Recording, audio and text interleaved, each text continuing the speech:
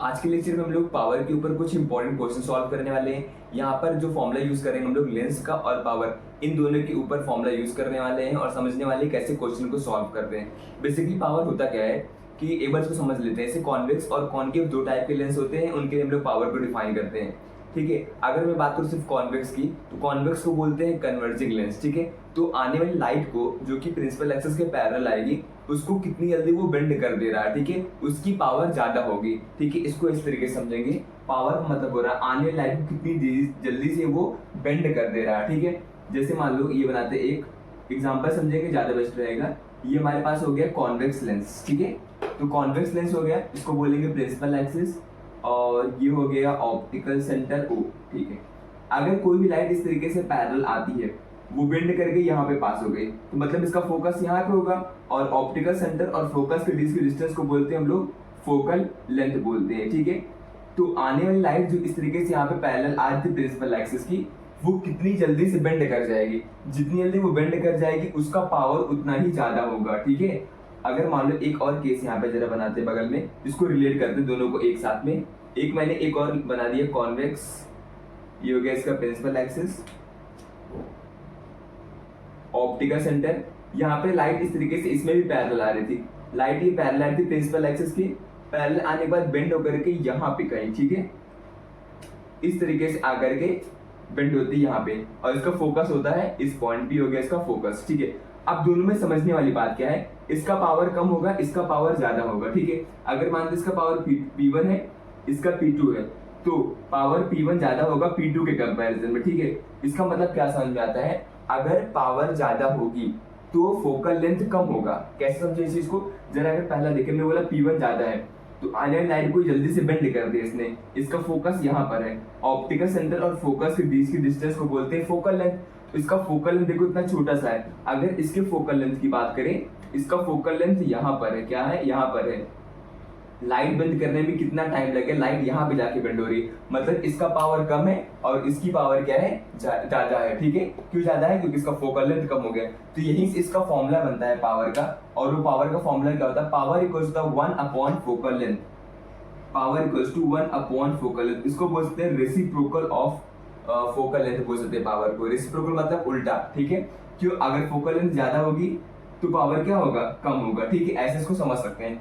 और ये जो फोकल लेंथ लेते हैं, ये डिस्टेंस को लेते हैं हम लोग मीटर में, तो इसकी एसआई यूनिट निकल के आती है डायोप्टर। क्या यूज करते हैं हम लोग एसआई यूनिट पावर के लिए, डायोप्टर यूज करते हैं, या फिर लिख सकते हो डी इस तरीके से कैपिटल में। ये हो गया पावर। अगर पावर की बात करें, जैसे मान लो मेरे पास दो लेंस दिया हुआ है, ठीक है, बोला गया दोनों लेंस का एक का पावर P1 है, एक का पावर P2 है, तो बताओ टोटल पावर कितनी होगी। जैसे मान लो ये क्वेश्चन मानती है पावर P1 है, इसका पावर P2 है, ठीक है, तो पूछते हैं कि टोटल पावर कितनी होगी, तो सिंपल है, तो पावर के इसमें प्लस कर देते हैं। क्या कर दो, P1 को P2 के साथ प्लस कर दो, ऐसे याद रखो, P for power, P for plus, तो पावर को करते हैं प्लस, तो क्या हो गया, P टोटल इक्वल्स टू क्या हो जाएगा, P1 प्लस P2, इस तरीके से ऐड कर देना है। ठीक है, इस फॉर्मूले को क्या हम ऐसे लिख सकते हैं, power equals to 1 upon focal length, तो हम इसको भी ऐसे लिख सकते हैं, 1 अपॉन फोकल लेंथ, टोटल कितना हो जाएगा, 1 upon F1 plus 1 upon F2, इस तरीके से भी इसको लिखा जा सकता है। ठीक है, जैसे मान लो P टोटल को कैसे लिखेंगे, ये हो जाएगा टोटल फोकल लेंथ, और P1 क्या लिखेंगे, 1 अपॉन F1 लिख देंगे, और P2 को लिख देंगे 1 अपॉन F2। मैंने कुछ नहीं किया, बस सारी वैल्यू को उठाकर यहाँ पर रख दिए। ये एक फॉर्मूला आ गया किसके लिए, फोकल लेंथ के लिए। ठीक है, पावर की फॉर्म में अगर दिया रहेगा, ये कब यूज करना है, जब कभी भी दो लेंस की पावर दी रहेगी और थर्ड की पूछ जाएगी टोटल कितनी है। ठीक है, 2 हो सकता है, 3 हो सकता है, 4 भी हो सकता है, मान लो 5 है। ठीक है, ऐसे लिखना है, P टोटल इक्वल्स क्या हो जाएगा, P1 प्लस P2, मतलब हरदम ऐड कर देना है, 3 प्लस P4 प्लस P5, इस तरीके से हम लोग सॉल्व करते हैं। ठीक है, पावर को डायरेक्टली ऐड करो, जितनी नंबर ऑफ पावर होगी टोटल पावर निकालने के लिए ऐड कर सकते हैं। तो वहां पे फोकल लेंथ का भी फॉर्मूला लिख सकते हैं, जैसे 1 upon F1 plus 1 upon F2 plus 1 upon F3 plus 1 upon F4 plus 1 upon F5, F1 upon F के बराबर हो जाएगा। इस तरीके से कर सकते हैं। इसमें दो टाइप के लेंस होते हैं ना, कॉन्वेक्स होता है और कॉनकेव हो गया। ये कौन सा था, ये कॉन्वेक्स था। कैसा है, कॉन्वेक्स। कॉन्वेक्स अगर लेंस है, इसको हम क्या बोलते हैं, कन्वर्जिंग बोलते हैं। ठीक है, और पावर का काम ही कन्वर्ट करना लाइट को, इसलिए कॉन्वेक्स का जो पावर आता है वो कैसा आता है, पॉजिटिव आता है। कैसा निकल के आता है, पॉजिटिव आता है। अगर कॉनकेव लेंस यूज किया गया, कौन सा, कॉनकेव, जिसको बोलते हैं हम लोग डाइवर्जिंग क्या बोलते हैं इसको हम लोग, डाइवर्जिंग लेंस बोलते हैं, ठीक है। इसके लिए पावर कैसा आता है, निगेटिव आता है, ठीक है। फिर से कन्वर्जिंग लेंस के लिए, जिसको हम बोलते हैं कॉन्वेक्स, उसके लिए पावर पॉजिटिव आता है, पावर की वैल्यू को पॉजिटिव लिखते हैं। और डाइवर्जिंग मतलब हो गया कॉनकेव लेंस की बात करें, इसके लिए पावर कैसा होता है, नेगेटिव। ये जो फॉर्मूला मैंने लिखा है ये यहाँ से ये पूरा, ये फॉर्मूला दोनों के लिए वैलिड होता है, ठीक है। और अगर कॉन्वेक्स हो या कॉनकेव, लेंस का फॉर्मूला है पावर के लिए, ऐड करना होता है, ऐसे सब कुछ वैसे ही करते हैं, ठीक है। बस याद रखना पावर की वैल्यू पॉजिटिव किसके लिए होगी, कॉन्वेक्स के लिए, नेगेटिव किसके लिए होगी, कॉनकेव लेंस के लिए होगी। अब स्टार्ट करते हैं न्यूमेरिकल, किस तरीके से पावर के ऊपर क्वेश्चंस आते हैं। हमारे पास एक क्वेश्चन लिखा हुआ पावर का, ध्यान से समझेंगे और देखेंगे इसमें करना क्या है। कुछ क्वेश्चंस में पावर को फोकल लेंथ के साथ रिलेट करके पूछते हैं, कई बार पूछेंगे टोटल पावर कितना होगा, वो सारे क्वेश्चंस हम लोग आज देखने वाले हैं। पहला क्वेश्चन है the power of combination of two lens. देखो यहाँ पे बोला गया पावर कंबाइन किया गया ना, इसी के बारे में बात करते हैं। दो लेंस को कंबाइन कर दिया गया, उसका पावर कितना है, 8 डायोप्टर। और पावर की SI यूनिट क्या होती है, डायोप्टर होती है। If one has a focal length, अगर एक का फोकल लेंथ दिया गया 20 centimetre, find the focal length of other lens. ठीक है, क्वेश्चन में क्या गिवन है, दो लेंस को कंबाइन किया गया है, कंबाइन करने के बाद टोटल पावर हो जाती है 8 डायोप्टर। एक का फोकल लेंथ दे रखा गया है 20 सेंटीमीटर, दूसरे का फोकल लेंथ पूछा गया है, ठीक है। मींस हमारे पास F1 दे रखा गया, मान लेते एक 20 सेंटीमीटर, और F2 का पूछा गया क्या होगा, टोटल पावर दे रखा गया है 8 डायोप्टर। अब देखो यहाँ पे फॉर्मूला कौन सा लगेगा, पावर है, फोकल लेंथ दिया हुआ है। पावर अगर टोटल की बात करें तो पावर इक्वल होता है P1 प्लस P2। इस तरीके से लिखना है क्योंकि दोनों लेंस को कंबाइन किया गया है और ये P की वैल्यू दे रखी गई है 8। हम P की जगह क्या लिख सकते हैं, 8 लिख सकते हैं, ठीक है। P1 की बात करें तो P1 को क्या लिख सकते हैं, अभी हमने पढ़ा था P1 इक्वल क्या होता है, पावर इक्वल तो 1 अपॉन फोकल लेंथ। इसको ऐसे लिखा जा सकता है, ठीक है। तो रखते हैं यहाँ पे 1 अपॉन क्या हो जाएगा F1 की वैल्यू कितनी है, 20 सेंटीमीटर है, ठीक है, प्लस 1 अपॉन इसको लिख सकते हैं F2। यहाँ पे ध्यान देने वाली बात ये है, ये दिया गया सेंटीमीटर और जिसकी साइन डायोप्टर लिखी गई है, इसकी जो यूनिट होती है 8 मीटर इनवर्स ये होती है, ठीक है। क्योंकि फॉर्मूला क्या आता है पावर का, 1 अपॉन फोकल लेंथ हमने लिखा था, मीटर में अगर लिखा रहेगा तो ऐसा यूनिट डायोप्टर आती है, ठीक है। अब इसको कन्वर्ट करना पड़ेगा मुझे, सेंटीमीटर में कन्वर्ट करना पड़ेगा। क्या हो जाएगा, 8 अपॉन 100 हो जाएगा। क्या हो जाएगी इसकी वैल्यू, 8 अपॉन 100 हो जाएगा। या फिर हम यूज कर सकते हैं 0.08 सेंटीमीटर इनवर्स, ये भी लिख सकते हैं, ठीक है। हम इसको यूज करके इसको सॉल्व करने वाले हैं, ठीक है। चलो यहाँ पे ये क्या हो जाएगा, पावर इक्वल होता है 1 अपॉन फोकल लेंथ, यहाँ पे हो जाएगा ये 8 अपॉन 100, इसकी जगह डायरेक्टली लिख सकते हैं, ठीक है। ये मुझे निकालना है, इसको इधर भेजते हैं तो 1 अपॉन F2 इक्वल कितना हो जाएगा, 1 अपॉन 20 माइनस 8 अपॉन 100। देखो क्या कि इसको इधर भेजेंगे तो प्लस में माइनस में हो जाएगा, ठीक है। और ये यहीं पे रहेगा 1 अपॉन 20, इसको इधर भेजेंगे तो ये ऐसे हो जाएगा। 20 और 100 का एलसीएम निकालते हैं, 20 और 100 का, 2 10 जा 20, 2 हो जाएगा ये 50, 2 5 जा 10, 2 10 जा, ठीक है, 5 1 जा, 5 2 जा, 2 1 जा, 2 5 जा 10, 10 2 जा 20, 25 22 जा 40, ठीक है। इसको सॉल्व कर लेते हैं, क्या हो जाएगा, 1 अपॉन F2 हो जाएगा ये, ठीक है। एक सेकेंड, 5 5 जा और 5 1 जा, 5 5 25 50 और ये 100 ही आ जाएगा, ठीक है। इक्वल्स टू यहाँ पे नीचे आ गया 100, यहाँ पे आ जाएगा 20 में कितना मल्टीप्लाई कर 100 आ जाए 5, ये हो जाएगा 5 माइनस 8 तो 1 अपॉन F2 माइनस का equals to minus 3 upon 100, minus से माइनस कट गया, F2 की वैल्यू कितनी आ गई, 100 अपॉन 3, ये आ गया फोकल लेंथ। ये मुझे चाहिए था कि फोकल लेंथ क्या होगा, F2 की वैल्यू निकालनी थी, कितना आ गई 100 अपॉन 3 आ गया सेंटीमीटर के अंदर। या फिर इसको हम ऐसे लिख सकते हैं, सॉल्व करके डिवाइड करके लिख सकते हैं, एक साथ फ्रैक्शन ना लिख करके ऐसे कर सकते हैं, 3 3 3 जा 9, 1 10, 3 3 जा हो जाएगा 9, 1 पॉइंट लगा के 0, 3 3 जा 9। इसका आंसर क्या आ जाएगा, F2 की वैल्यू कितनी आ गई, 33.33 सेंटीमीटर। इस तरीके से इसको लिखा जा सकता है, ठीक है। तो ये क्वेश्चन हो गया किस तरीके से सॉल्व किया गया। हमने बस यहाँ पे आपको ये फॉर्मूला याद रखना है, power equals to P1 plus P2, इसी का यूज करना है। यहाँ पर बस power equals to 1 upon focal length होता है। पावर के साइड अगर डायोप्टर है तो फोकल लेंथ की डिस्टेंस होगी वो मीटर में रहेगी, ठीक है। इस तरीके से क्वेश्चन सॉल्व होगा जहां पे हम लोगों ने पावर का यूज किया है। नेक्स्ट क्वेश्चन है टू थिन कन्वर्जिंग लेंस। पहले बोल दिया गया कि यहाँ पे कन्वर्जिंग लेंस की बात की जा रही है। कन्वर्जिंग लेंस को बोलते हैं, कॉन्वेक्स को बोलते हैं, ठीक है। यहाँ पे ऊपर लिख देते हैं, इसको क्या बोलते हैं, कॉन्वेक्स। क्या खास बात होती है इसमें कि पावर की वैल्यू पॉजिटिव होती है। आगे बढ़ते हैं। फोकल लेंथ दे रखा गया 0.15 मीटर। अच्छी बात यह है कि मीटर में दे रखा गया है, क्योंकि पावर का क्वेश्चन है। अगर फोकल लेंथ मीटर में है तो कन्वर्ट करने की जरूरत नहीं पड़ती है। और 0.30 दो क्यों दिया हुआ है, अच्छा ठीक है, दो थिन कन्वर्जिंग लेंस है। एक का फोकल लेंथ दिया गया है 0.15 मीटर और दूसरे का है 0.30 metre. Are held in contact with each other, एक दूसरे के साथ कॉन्टैक्ट मतलब कंबाइन करके रखे गए, ठीक है। Calculate the power of the focal length of the combination. Combination की पावर के, ठीक है, फोकल लेंथ निकालनी क्या होगा, पहले कॉम्बिनेशन का पावर निकाल लेंगे, पावर से फिर फोकल लेंथ निकल जाएगा, क्योंकि पावर इक्वल क्या होता है 1 फोकल लेंथ इन मीटर। इस तरीके से सॉल्व कर लेंगे। तो दो हमारे पास कन्वर्जिंग लेंस दिए गए, फोकल लेंथ हम ले लेते हैं f1 equals to 0.15 metre, f2 दूसरी वाली दी गई 0.30 मीटर। पावर निकालनी है of the focal length of combination, ठीक है। निकालते हैं power of the focal length. Combine जब करेंगे तो वहां पे उसका फोकल लेंथ क्या होगा, पावर का वो निकालना पड़ेगा, ठीक है। तो फॉर्मूला क्या होता है, P equals to P1 plus P2। अगर P1 की बात करें F1 से निकाल सकते हैं हम लोग। P1 इक्वल्स क्या हो जाएगा 1/F1। F1 की वैल्यू कितनी दी गई है, ये हो जाएगा 1/0.15। इसको हम ऐसे भी लिख सकते हैं, अगर यहाँ से 2 पॉइंट हटेगा तो ऊपर 0 बढ़ जाएगा, क्या हो जाएगा 100/15 हो जाएगा। P2 की बात करके क्या हो जाएगा 1/F2, ये हो जाएगा 1/0.30 लिखा हुआ है।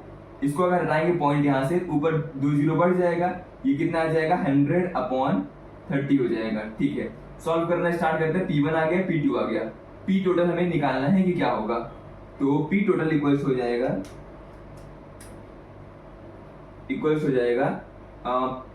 P1 की वैल्यू कितनी है 100/15, ये हो जाएगा 100/15 प्लस P2 की वैल्यू कितनी है 100/30, ये हो जाएगा 100/30। एलसीएम सॉल्व करना है, स्टार्ट करते हैं।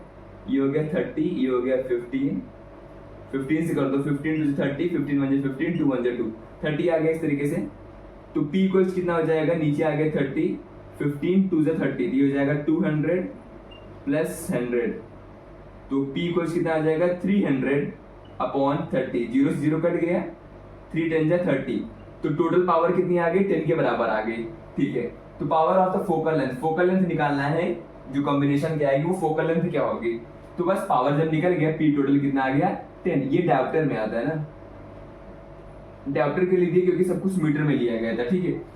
तो पावर इक्वल्स होता है 1 फोकल लेंथ, मुझे निकालना है फोकल लेंथ। हम ऐसे लिख सकते हैं focal length equals to 1 power, तो 1 ये हो जाएगा 10, तो आ जाएगा ये 0.1 किस में आएगा, मीटर में आएगा, ठीक है।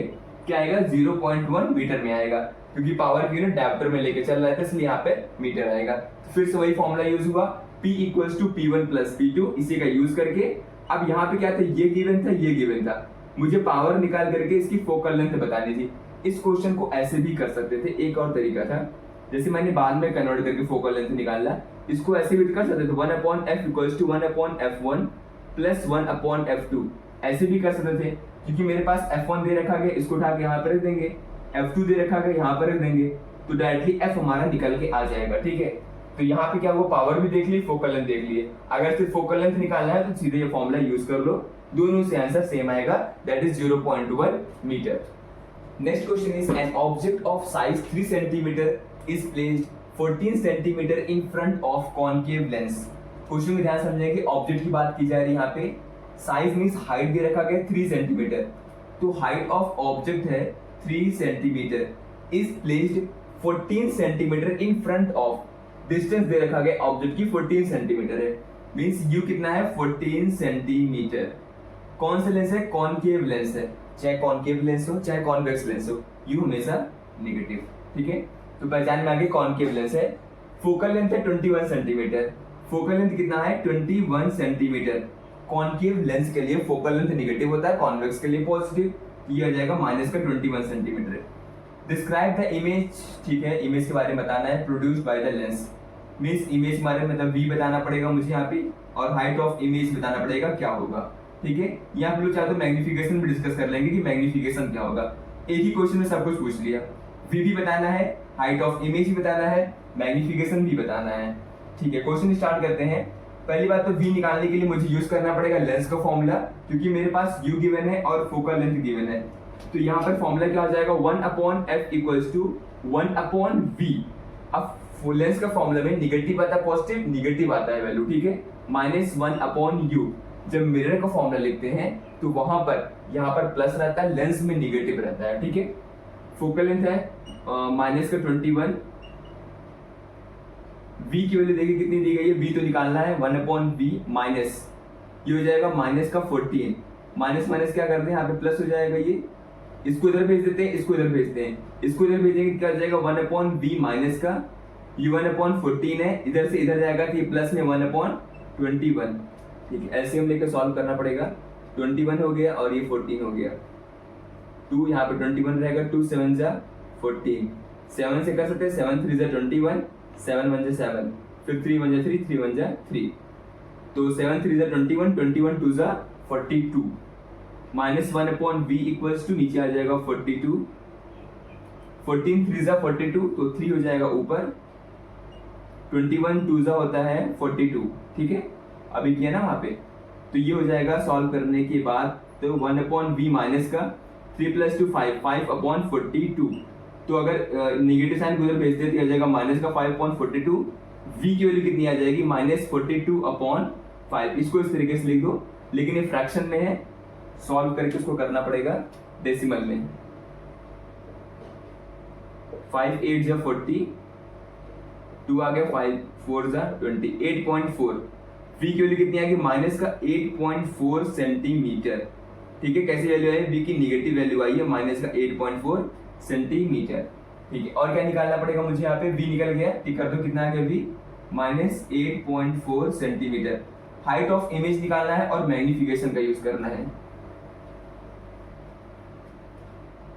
हाइट ऑफ इमेज मैग्निफिकेशन से निकलेगी। ठीक है, और लेंस में लेंस का जो फॉर्मूला है यहाँ पे निगेटिव लगा था, -1/v - 1/u था, तो मैग्निफिकेशन में पॉजिटिव आएगा। इस तरीके से याद भी रख सकते हैं। मैग्निफिकेशन क्या होता है, v/u, तो मैग्निफिकेशन क्या हो जाएगा v/u। v कितना है माइनस का 8.4, u की वैल्यू कितनी है -14, माइनस से माइनस कट गया।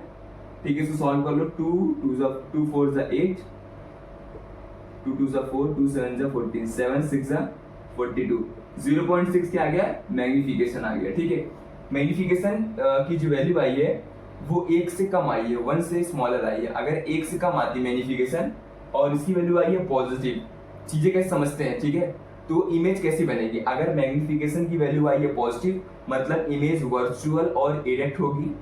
ठीक है, अगर निगेटिव आती मतलब रियल और इन्वर्टेड होती। तो यहाँ पे क्या लिख सकते हैं हम लोग, इमेज कैसी वर्चुअल और इरेक्ट है।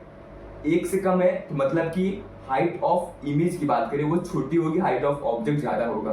ठीक है, ऑब्जेक्ट की हाइट ज्यादा होगी और इमेज की हाइट कम आएगी। निकालते हैं देखना कम ही आएगी। ठीक है, सॉल्व करते हैं, कम आनी चाहिए।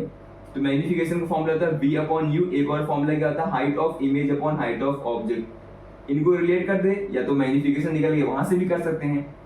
ये हो जाएगा 8.4/1.1 नहीं 14 है। ठीक है, 14 माइनस माइनस तो कट गया। हाइट ऑफ इमेज निकालनी पड़ेगी, height of object 3 centimetre, 3 centimetre cross multiply, इधर जाएगा 3 4 जा 12 को 2 1 कैरी नंबर, 3 8 जा 24 25 upon 14 equals to height of image. यहाँ से आएंगे तो हो जाएगा 140। तो 2 से कर सकते हैं, 2 1 जा 2, 2 2 जा 4, 2 6 जा 12, 270 आ गया यहाँ पे। फिर से कटेंगे, 2 6 जा 12, 2 3 जा 6, यहाँ पे आ जाएगा 35। ठीक है, 35 63, 35 2 जा 70, तो 35 1 जा ये हो गया 35, कैरी जाएगा 8 आ जाएगा यहाँ पर। जब 5 3 2 5 28 आ गया, पॉइंट लगा देंगे, 0 बढ़ा देंगे। ठीक है, 7 से करेंगे, 7 5 35, 5 3 कैरी नंबर 7 21, तो 7 से जाएगा ना 35 × 7, 7 5 जा 35, 3 कैरी नंबर, 7 3 जा 21, 21 + 3 24। एक सेकेंड 8 से करके देखते हैं, 35 × 8, 8 5 से 40 का 04 कैरी नंबर, 3 8 से 24 28, ठीक है। तो किससे जाएगा, 8 से जाएगा। यहाँ पे क्या आ गया, 1.8 आ गया। तो हाइट ऑफ इमेज कितनी निकल के आ गई, 1.8 सेंटीमीटर था ना। देखो यहाँ पे मैग्निफिकेशन 1 से कम आया है, तो हाइट ऑफ इमेज जो है वो कम हो गई, हाइट ऑफ ऑब्जेक्ट ज्यादा है, ठीक है। तो इमेज किस टाइप की, इसका नेचर कैसा होगा, वर्चुअल होगी और कैसी होगी, इरेक्ट होगी, ठीक है। और मैग्निफिकेशन की वैल्यू जो है वो 1 से कम है, ठीक है। मैग्निफिकेशन वैल्यू 1 से कम है, इसका मतलब हाइट ऑफ ऑब्जेक्ट ज्यादा है हाइट ऑफ इमेज के बारे में। सब कुछ इसके बारे में हम लोग यहाँ से बता लिए। इस टाइप के क्वेश्चन आते हैं। अगर थोड़ा सा कॉन्सेप्ट आप लोग अच्छे से क्लियर है तो कब क्या नेगेटिव कब पॉजिटिव लेना है तो फॉर्मूला लगाओ, बस सीधे आंसर आ जाता है, ठीक है। बाकी अगर आप लोगों को किसी भी क्वेश्चन में कोई दिक्कत होती है तो कमेंट सेक्शन में जरूर पूछिए।